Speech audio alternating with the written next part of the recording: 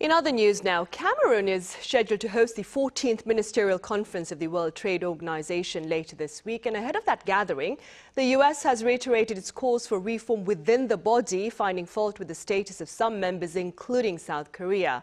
Our Jun-hong explains. The United States is stepping up pressure on countries, including South Korea, to give up their developing country status at the World Trade Organization. The U.S. Trade Representative released a reform report on Tuesday, signaling Washington's intent to crack down on what it sees as free riding within the WTO system. Citing U.S. Trade Representative Jamieson Greer, the report describes the current global order in international trade as untenable and unsustainable. Washington argues that reforming special and differential treatment, or SDT, is key to restoring the organization's credibility.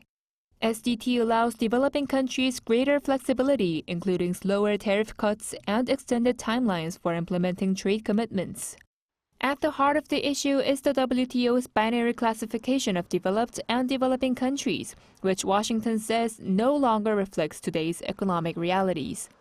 Under the current system, highly developed economies can still self-declare as developing countries and receive preferential treatment.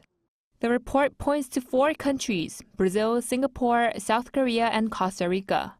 It says that although such nations pledged to forego SDT provisions in past negotiations, they still retain self-declared developing country status.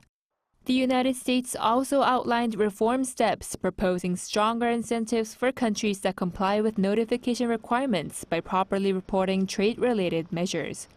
Washington also called for clearer objective criteria to determine developing country status. Based on the report, the U.S. is expected to press hard for reform at the WTO Ministerial Conference, set to open in the coming days. Rising protectionism driven by the tariff policies of the Donald Trump administration has put the multilateral trading system under mounting strain. South Korea chose to keep its developing country status in 2019 while opting not to seek the associated benefits. Jun-hong, Arirang News.